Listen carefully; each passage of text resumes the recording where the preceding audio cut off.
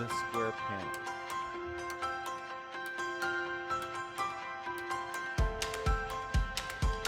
Light sky, blue light sky, darker blue light sky.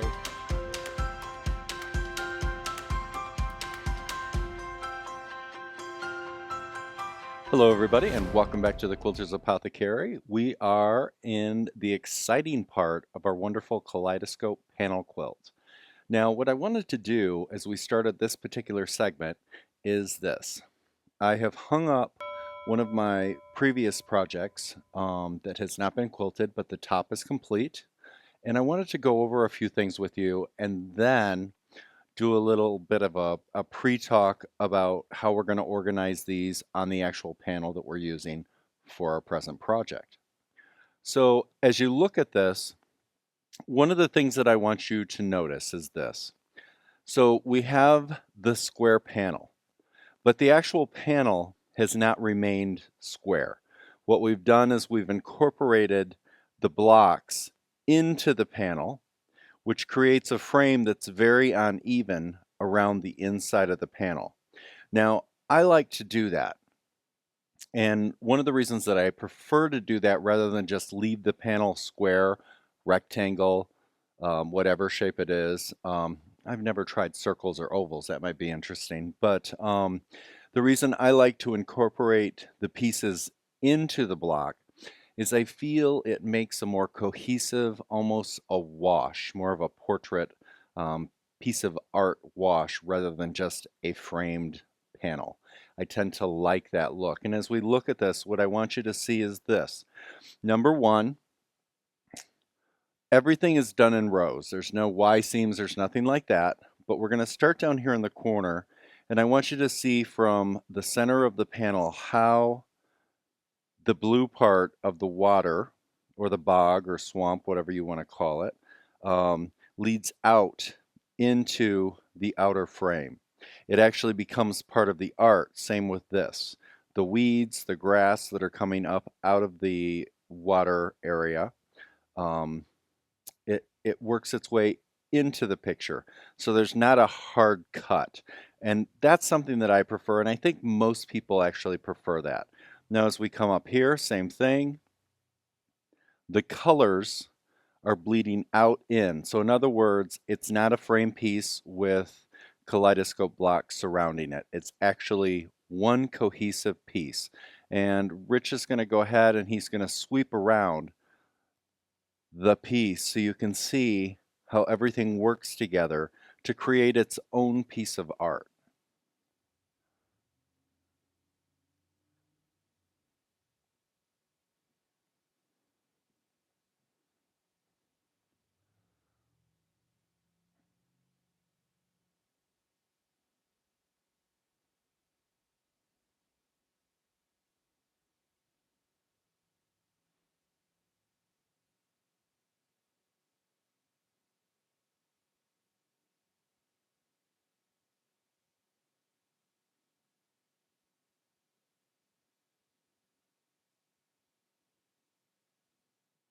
Okay, so we have removed the other piece. We now have the single. Remember, we had 7 panels to start.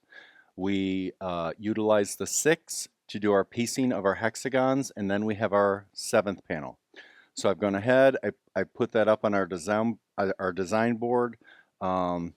Design board is simply felt or flannel. If you don't have one, we use that foam, the 4x8 sheets, and that works really well. We just tack it up, and then I've got a nice design wall. If you don't have a place for one, then definitely maybe just lay it out on your bed, and just make sure that it's during a day when you have the whole day to do that, because you don't want to keep pulling it off and putting it on and trying to keep things in order. You don't want to do that.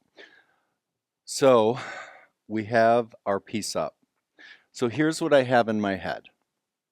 As we build this out, what I want to do is I want to look at this and I want to get an idea of what exactly I want to save. And what parts do I want to save? Well, I would say, number one, obviously the lion, the lamb, and I also love this area of sun and clouds right here. To me, those are the priorities. Also, this tail. So I want it to have this tail section, the lion, the lamb, the tail section, and then this to me is area that I can bleed out on. This over here is also around this side, and under right here is also area that I can bleed out from. Um, so again, that will be the area that we'll build away from, and then we'll want to leave the rest of what I just described there.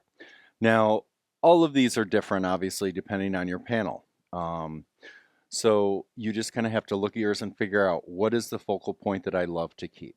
Just like with the caribou or the elk that we had up earlier, the elk was the key, and then everything else could bleed out from there as long as it went with the colors to kind of bleed out and create a bigger piece of art. Now, what I want to do is we'll have Mr. Ritchie use the camera, and he will come down here, and I want you to see that what I've done is, yeah, the camera bum. We have the boss in the studio today. That's our Iris. Oh, she bumped the camera. Hey. All right, so let me start over here. So over here, I've got it lined out on tables. I've got my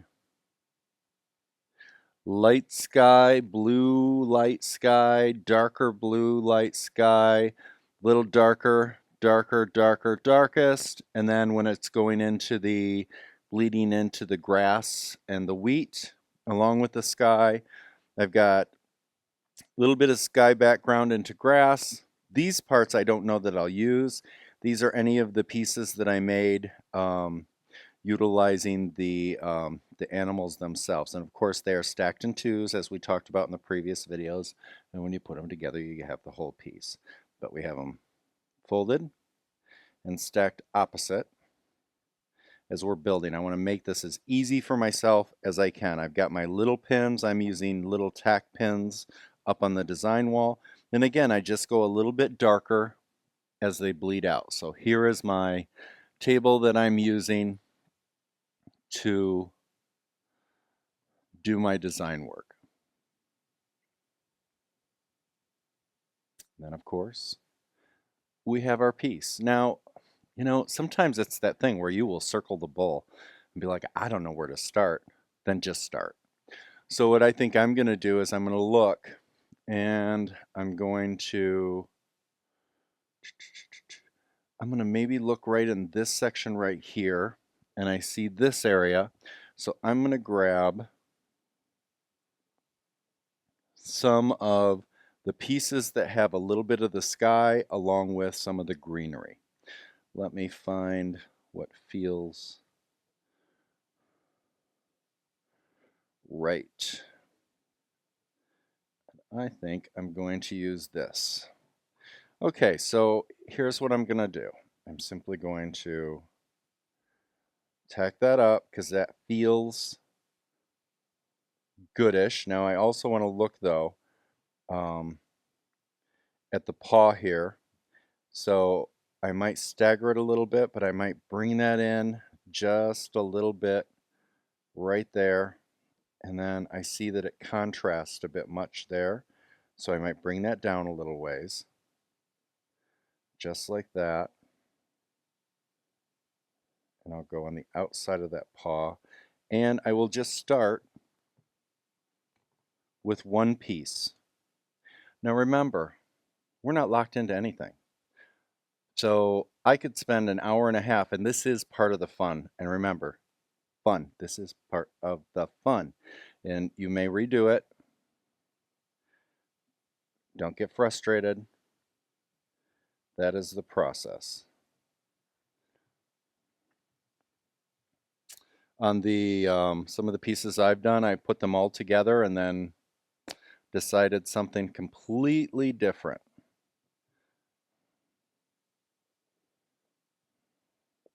Okay. And then at that point, now it's a matter of just building it up and out. So now I might go down and I might look at the dark grass.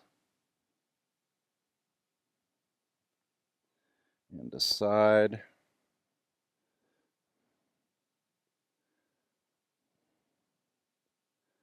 that that works for me because it does. It goes right into the grass. And do I want to transition? That's kind of what we have to kind of decide.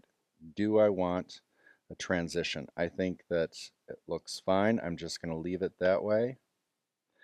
Now I can put one here like this, but I lose part of the foot here. So what I might do is actually come over here, place this one on this side to build it out a little bit. Because remember, we want to make it bigger than what it is. And I'm not worried about an even edge because I might, in fact, I'm going to intentionally make an uneven edge of this piece just to show you how I work in a border with that. Okay, so I'm just going to put these here. Now remember, you're standing back so you can see the whole thing.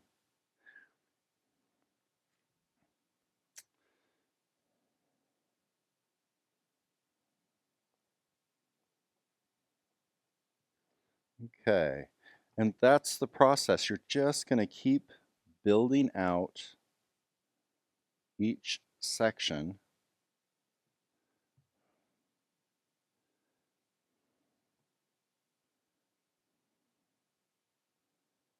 So if I put that there,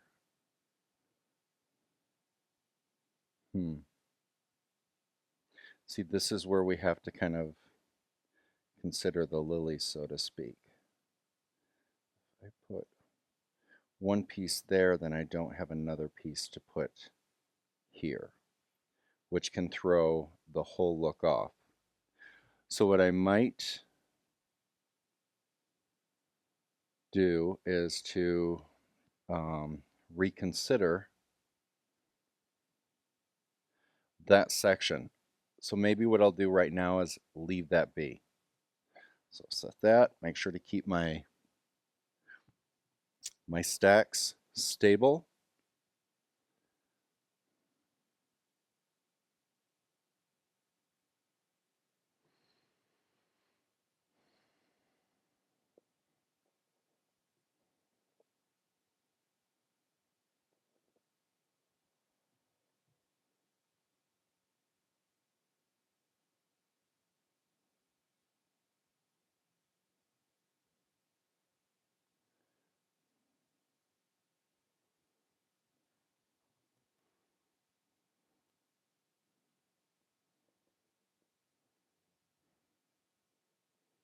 Now I'm mocking this up fairly fast because we're filming.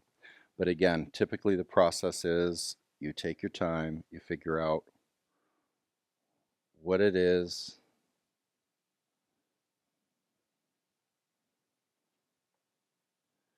you like and how you want to build it out.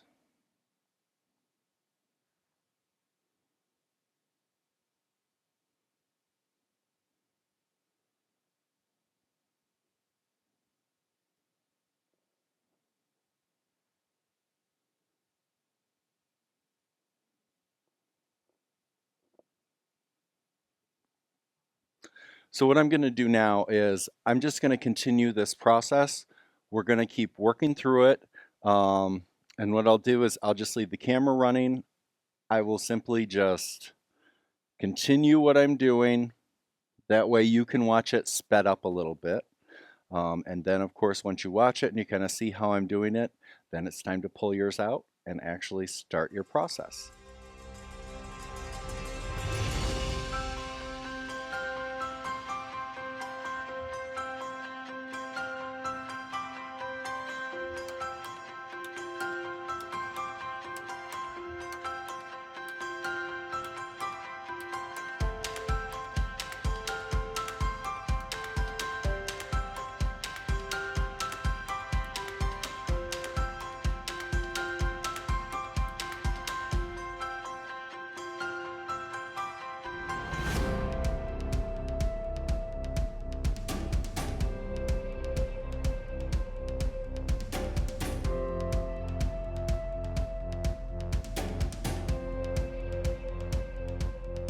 Okay, so one of the things that I want you to notice now that I'm starting in the process is how I'm keeping my rows proper, right? So we are definitely keeping our rows. The other thing that I want you to notice is that here, I didn't want to cut off the foot, um, so I didn't want to add the other half of this, so I'm only doing a half. And there are areas where you're going to find that a half is going to work a lot better. And again, there's a lot of standing here and working on it. But again, I'm pretty fortunate. I have a TV right there that's got the whole thing up there. So also what I want to do is I want to, if I didn't have the TV there, stand back. You want to like stand about 10 feet away, 7 feet away, and then get a good gander, because you want to kind of definitely take a little time, step away from it to get the feel of where you're going with it and where you're heading.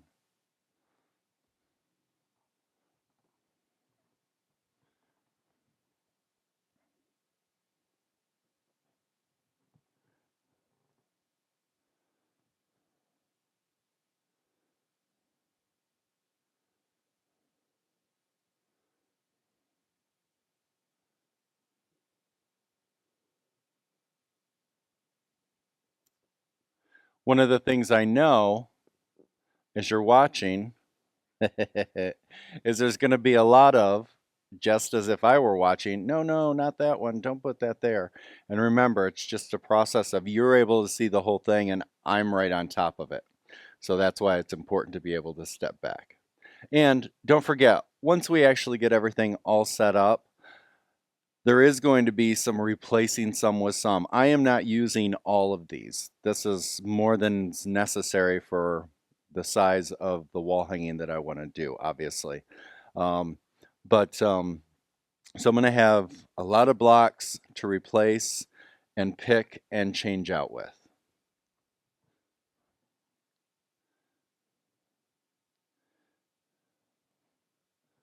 I know this is a bit cliche to say, but you will know when it's right,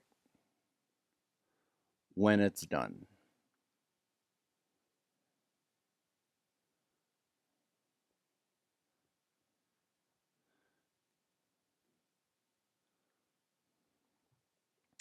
Put on a good book on tape, put on some good music. Like I said, just enjoy the process. This is where all of that work you did piecing the blocks pays off.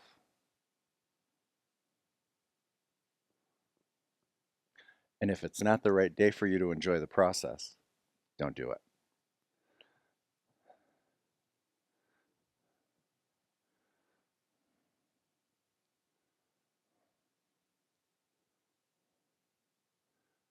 I wish, I wish, I wish, I wish, I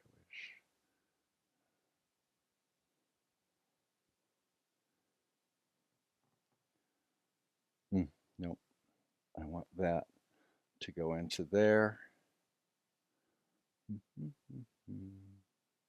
Now, the other thing to remember is you also want to keep in mind that all of these pieces are going to have 1/4 inch seam allowances.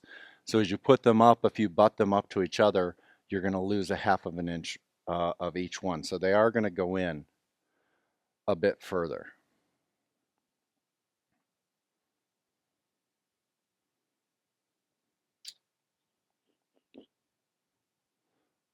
So even though you're going to see a bit of white right here, by the time I piece it all, that'll be gone and it'll also shift. This will shift down. The frame around here will shift down and shrink a little bit.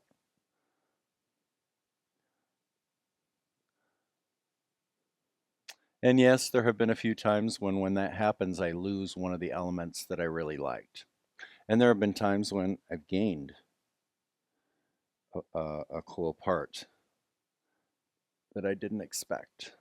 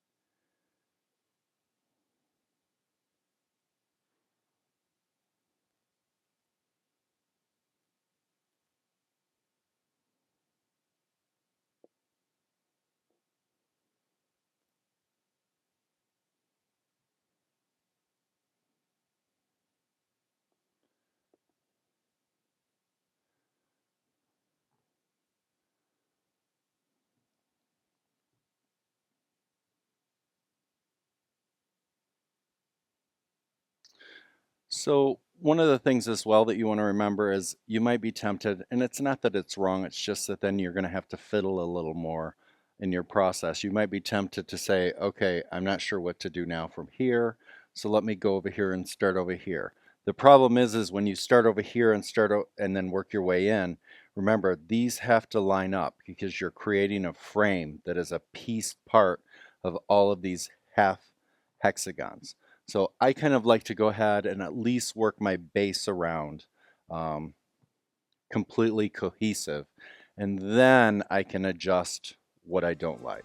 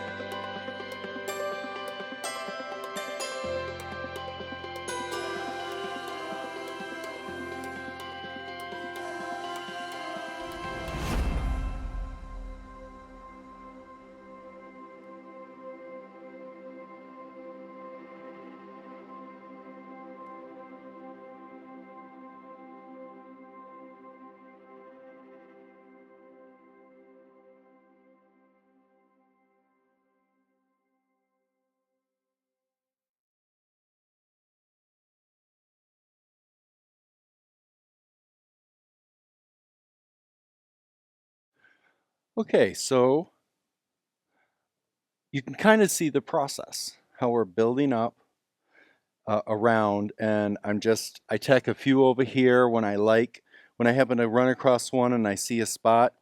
I know this isn't going to go here, but I know general area, it's kind of nice to just kind of tack it up there.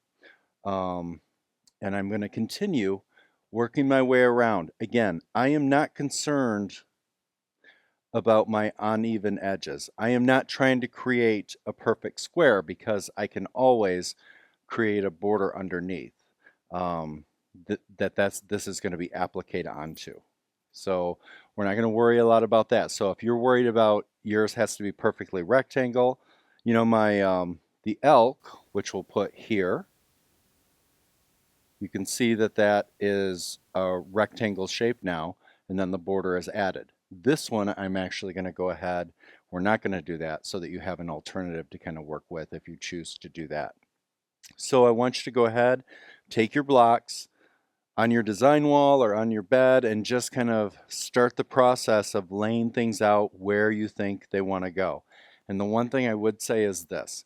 So if you are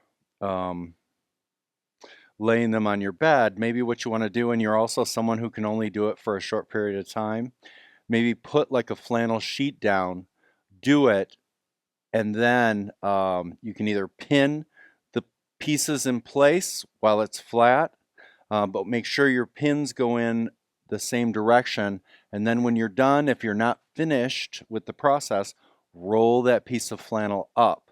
Nice and gentle, nice and slow, maybe get someone to help you, and have it rolled up that way. If you want to work on it again over a process of a few days, then go ahead and unroll it, work on it for a while, re-roll it. Flannel's nice because it helps kind of stick to it. And again, I would also though add the pins because when it rolls up so it doesn't stick to itself, right? You want to make sure that as you unroll it, everything's not going to fall apart as you work through it for multiple days. So I'm going to continue my process, and then on our next episode, I will have it pretty much almost done. And I'll also maybe do a little bit of the fast forward, have a little bit of me building this process up for the next episode. But then what we'll do is we'll go in and we'll look at a few possible trouble areas and see how we can work with that. I.e., for example, this guy right here, does that really work there? Does it not work there? I think it does-ish. It could work just fine, but maybe once it's all finished, I may want to exchange it with something else. So we'll do that during the next episode. We'll finish setting this up, and then also during that episode, I'll show you how I go ahead and I organize and stack my rows with painter's tape. I'm sorry, not painter's tape, masking tape is what you want. So you want to get yourself a roll of the regular tan masking tape, and then you're going to go ahead and you're going to label by rows. 1A, B, C, D, E, or 1A, 1B, 1C, 1D, 1E, and then each row 2A, 2B, 2C, 2D. That way you kind of know. And then I'll also talk about, but what about the areas when we get into the body where I have a lot of skip places? The edge will be your main thing, A, B, C, D, E, F, G. Anyways, I'm not going to go deep into that right now. I'll wait until later. We'll go a little deeper. But just know that it's easy to plan. It's easy to work through the rows as long as you follow the process. So hopefully you enjoyed this so far. And again, this is going to be, should be a very fun and creative time for you to really take some time with this and just start to organize and plan your piece. Because remember, nothing has sewn. Nothing has been sewn. So you can always take things away if you don't like them. Let's say you put the whole thing together and you say, I don't like it. Reorganize your piles and start again. So, as always, thank you so much for joining us here. I am enjoying having you come along with me on this journey with this wonderful Kaleidoscope panel quilt. And as always, we will see you on the next episode. Take care of yourself, take care of each other, and know that you're loved. We'll talk to you all later. Bye, everybody.